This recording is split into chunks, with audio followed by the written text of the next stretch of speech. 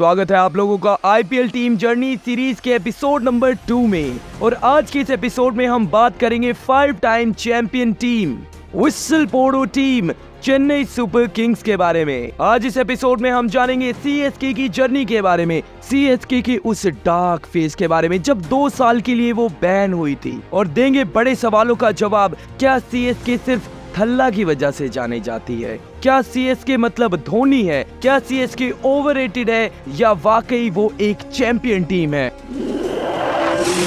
सितंबर 2007 में बीसीसीआई ने अनाउंस किया कि वो एक T20 लीग करने वाले हैं जिसका नाम होगा आईपीएल। उसमें 8 टीम थी जिसमें एक टीम थी चेन्नई सुपर किंग्स, और चेन्नई सुपर किंग्स ने अपने ऑक्शन में सबसे महंगा खिलाड़ी खरीदा $1.5 मिलियन में, जिनका नाम था महेंद्र सिंह धोनी। उनका महेंद्र सिंह धोनी को इतना महंगा खरीदने का रीजन था क्योंकि उस वक्त धोनी ने इंडिया को T20 वर्ल्ड कप जितवाया था और वो टीम इंडिया के कैप्टन भी थे। अगर हम बात करें 2008 के उनके पहले साल की, तो टीम रनर अप रही।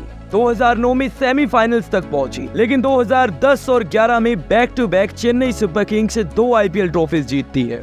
2011 की जीत के बाद 2015 तक सीएसके ने एक भी आईपीएल ट्रॉफी नहीं जीती, लेकिन सीएसके की एक खास बात थी कि वो अपनी जगह प्लेऑफ्स में जरूर बनाती थी, और यही एक वजह थी कि सीएसके के फैंस हमेशा उस टीम को सपोर्ट करते थे और लॉयल रहते थे, और सीएसके प्रूव भी करती थी कि वो आईपीएल की one of the strongest team है।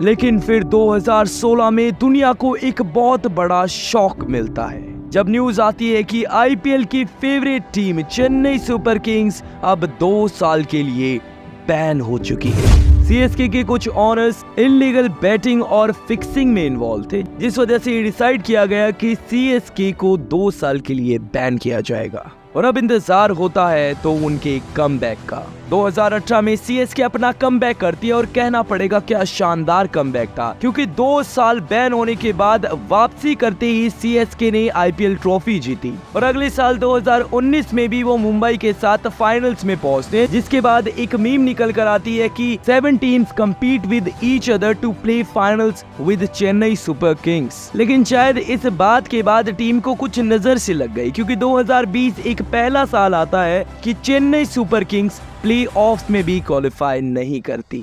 और चेन्नई की खास बात है कि एक ईयर उनका अगर डाउनफॉल आएगा तो अगला ईयर बहुत ही स्ट्रॉन्ग आएगा, क्योंकि 2021 में उन्होंने फिर ट्रॉफी जीती, मगर 2022 में अब धोनी की स्टेटमेंट आती है कि वो अब कप्तानी नहीं करने वाले हैं, और अब टीम को चाहिए था एक नया कैप्टन, और नए कैप्टन के तौर पर उतरते हैं रविंद्र जडेजा।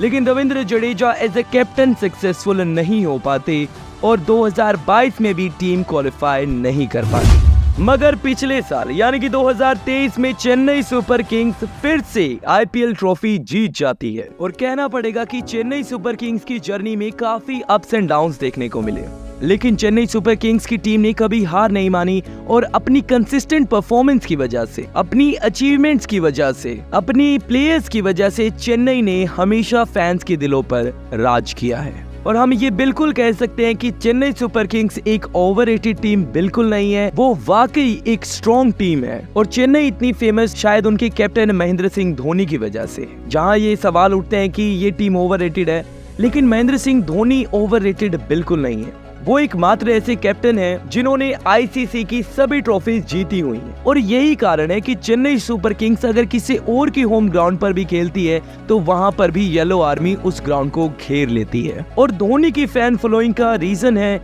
उनकी down to earth personality, CSK से लॉयल्टी, उनकी पर्सनैलिटी, उनके अचीवमेंट्स और उनकी कंट्रीब्यूशन क्रिकेट के लिए ही उनको आज एक महान खिलाड़ी बनाती है। तो उम्मीद है गाइज आप लोगों को आज के एपिसोड पसंद आया होगा। इससे पहले हमने कवर की थी आरसीबी की जर्नी, और वहां पे भी काफी बड़े सवालों का जवाब दिया था, तो आप वो एपिसोड भी जरूर देखना, लिंक डिस्क्रिप्शन में ही मिलेगा।